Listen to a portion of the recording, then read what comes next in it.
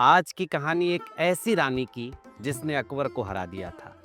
अकबर जिसकी सेना अपराजित थी, जो हारती नहीं थी, उसे एक बार एक महिला ने हरा दिया। जिसके बाद अकबर किसी भी तरह इस हार के कलंक को खत्म करना चाहता था, लेकिन ये कलंक बना रहा। आज की वीडियो अकबर की सेना को बहादुरी से हराने वाली चांद बीबी की। शुरू करते हैं एकदम शुरू से। भारत में मोहम्मद बिन तुगलक के सुल्तानी में भारत के दक्षिण में दो राज्यों का उदय हुआ, विजयनगर साम्राज्य और उसके उत्तर में बहमनी साम्राज्य। 1451 में मोहम्मद बिन तुगलक की मृत्यु के बाद बहमनी साम्राज्य में अंदरूनी कलेश बढ़ गया और 1481 ईस्वी में आखिरकार यह 5 अलग अलग राज्यों में बंट गया। ये 5 राज्य थे अहमदनगर, बीजापुर, गोलकुंडा, बीदर और बरार। इन्हें दक्कन सल्तनत कहा जाता था। लेकिन इस विभाजन ने इनकी दुश्मनी को खत्म नहीं की। इसके बाद भी ये आपस में लड़ते रहे। इन सभी राज्यों पर मुस्लिम शासकों का शासन था। इसके दक्षिण में था विजयनगर साम्राज्य। वर्तमान में इसके शासक हिंदू राजा राम राय थे। एक दफा बीजापुर के सुल्तान अली आदिल शाह ने विजयनगर के शासक राम राय से मुलाकात की और ये मुलाकात एक गठबंधन का शक्ल ले लेता है। दरअसल आदिल शाह अहमदनगर के खिलाफ युद्ध चाहते थे और इसके लिए उन्होंने विजयनगर की सहायता ली।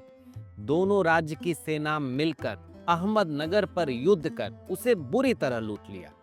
अहमदनगर के निजाम हुसैन शाह सहायता के लिए गोलकुंडा के शासक इब्राहिम कुतुब शाह के पास भागे भागे आए।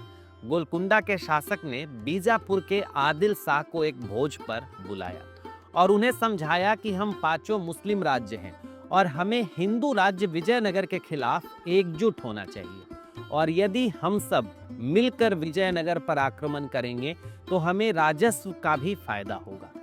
गोलकुंडा के शासक कुतुब शाह ने आदिल शाह को एक डील दिया, अहमदनगर की राजकुमारी चांद बीबी से निकाह का, साथ ही दहेज में शोलापुर का किला भी। बात पक्की हो गई और 1564 ईस्वी में आदिल शाह की शादी अहमदनगर की राजकुमारी चांद बीबी से हो गई। इस शादी के बहाने अहमदनगर और बीजापुर के संबंध भी दोस्ताना हो गए। आदिल शाह को इस डील में काफी फायदा हुआ था, क्योंकि उसे चांद बीबी के रूप में हुनरमंद पत्नी मिली थी। चांद बीबी उस समय पूरे दक्कन में काफी चर्चित राजकुमारी थी। उनके पिता भी उनकी रणनीतियों और युद्ध कौशल के मुरीद थे। घंटों अपनी सेना के सबसे बेहतरीन लड़ाकों के साथ वो तलवारबाजी किया करती थी। उन्हें शिकार करने का और बाज उड़ाने का भी शौक था। शादी के बाद सबका ध्यान अब असली मकसद पर था, और वो था विजयनगर साम्राज्य की तबाही। 1565 के जनवरी महीने में दक्कन के मुस्लिम शासकों ने विजयनगर पर आक्रमण कर दिया। राजा राम राय इस हमले में मारे गए। विजयनगर को बुरी तरह लूटा गया। तालीकोटा के इस युद्ध के बाद विजयनगर साम्राज्य श्रीहीन हो गया। इधर दक्कन के ये राज्य आपसी रंजिश को भूलकर दोस्ताने तरीके से रहना शुरू कर रहे थे, लेकिन शांति का ये दौर कुछ बरस ही चल पाता है। चांद बीबी के पिता निजाम शाह की मौत के बाद उनका उत्तराधिकारी मुर्तजा निजाम शाह सभी पड़ोसी राज्यों के खिलाफ मोर्चा खोल देता है।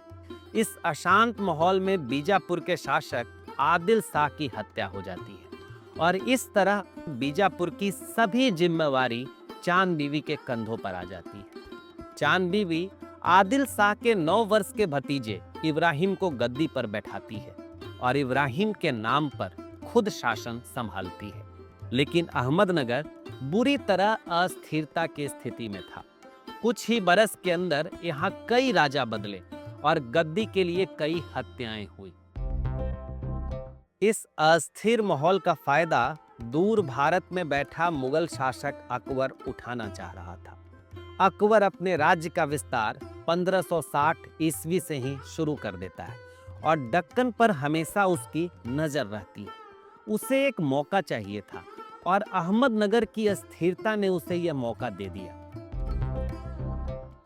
अहमदनगर के अंदरूनी कलह की बात जानते ही अकबर ने 1595 ईस्वी में अपने बेटे मुराद और सबसे काबिल सिपह सालार अब्दुल रहीम खाने खाना को 30,000 की सेना के साथ अहमदनगर पर कब्जा करने के लिए भेज दिया। दिसंबर 1595 में ये सेना अहमदनगर के किले से थोड़ी दूर पड़ाव डाले हुए थी। इधर अहमदनगर में गद्दी के लिए मारामारी चल रही थी, लेकिन अब अकबर की सेना दरवाजे पर थी। अब क्या गद्दी, अब तो जान बचा लेना ही बड़ी बात हो गई। अहमदनगर के सरदारों ने मदद के लिए चांद बीवी से गुहार लगाई। चांद बीवी बहुत दिनों के बाद अपने मायके यानी अहमदनगर आती है, राज्य का प्रशासन अपने हाथ में लेती है और एक अजय राजा की सेना, जिसने आज तक कोई युद्ध नहीं हारा था, के खिलाफ युद्ध की तैयारी में जुट जाती है। उधर अकबर का लड़का मुराद किले से थोड़ी दूर पर अपना पड़ाव डाले हुए था। वो चांद बीवी को हथियार डाल देने के लिए पत्र भेजना शुरू कर देता है। योजना थी कि पत्रों में चांद बीवी को उलझाकर जमीन के नीचे सुरंग खोदकर किले की दीवारों को उड़ा दी जाएगी। लेकिन चांद बीवी, जो बचपन से रणनीतिकार थी, उसके नजरों से बचना मुगलों के लिए संभव नहीं हो सका। कुल 5 सुरंगें थीं। चांद बीवी को 2 सुरंगों का पता चल गया। अहमदनगर के सैनिकों ने इन 2 सुरंगों के बारूद निकलवा कर फेंकवा दिया। ये बात मुराद को पता चल गई। अगले दिन सुबह सुबह बाकी बची 3 सुरंगों को उड़वा दिया गया। सुरंग उड़ते ही किले की एक दीवार ढह गई। ये देख किले के कई सरदार और सैनिक डर कर भाग गए। इसी दौरान हथियार बंद, सिर पर नकाब ओढ़े और नंगी तलवार लेकर चांद बीवी सामने आ गई। किले का जो हिस्सा टूटा था, वहीं कुछ सैनिकों के साथ जम गई। इस दौरान मुगलों ने तुरंत हमला नहीं किया। इस वजह से चांद बीवी ने उस टूटे हिस्से को तोपखाने में बदल दिया। कमजोर हिस्से को इतना मजबूत कर दिया कि अकबर का बेटा मुराद वहां से घुसने की सोच भी नहीं सकता था। मुगलों ने उसी दिन शाम को 4 बजे किले पर अटैक किया। रानी ने डटकर मुकाबला किया। मुगलों ने जितने वार किए, उनका मुंह तोड़ जवाब दिया गया। किले के ऊपर से मुगल सेना के ऊपर रॉकेट, बारूद और आग के गोले फेंके गए। आधी रात होने पर जंग रुकी और तब तक बारूद की सुरंग फटने से बनी खाई मुगल सैनिकों के लाशों से भर चुकी थी। यानी 40 साल से नहारी अकबर की सेना चांद बीबी के सामने घुटने टेक चुकी थी। इधर मुराद और अब्दुल रहीम अब ये सोच रहे थे कि दिल्ली जाकर बादशाह को क्या मुंह दिखाएंगे। ये वो दौर था जहां महिलाओं से हार जाना तो हद से ज्यादा बुरी बात थी, और महान अजय अकबर की सेना एक महिला से हार गई थी। इस घटना के बाद मुगल साम्राज्य में मुराद की इज्जत बहुत घट गई। गम में वो शराब का आदी हो गया और उसने इतनी शराब पी कि 1599 ईस्वी में इसी वजह से उसकी मृत्यु हो गई। इधर अकबर भी इसी सदमे में था कि वो एक महिला से युद्ध हार चुका है। अकबर के इस हार की चर्चा पूरे मुल्क में फैल चुकी थी। आखिर अकबर कितने दिन इसे बर्दाश्त करता। बादशाह ने कसम खाई कि वो चांद बीवी का किस्सा खत्म करके रहेगा। 1599 में उसने एक बड़ा फैसला लिया और खुद 57 वर्ष की उम्र में 80,000 सैनिकों की सेना लेकर दिल्ली से अहमदनगर पर आक्रमण करने निकल गया। अब हिंदुस्तान का बादशाह खुद चांद बीवी से निपटने निकला था। ऐसे में जिसने भी ये खबर सुनी, वो रानी का साथ छोड़कर जाने लगा। दक्कन की दूसरी रियासतों के सरदार और सैनिक भी अकबर के सामने खड़े होने की हिम्मत नहीं कर पा रहे थे।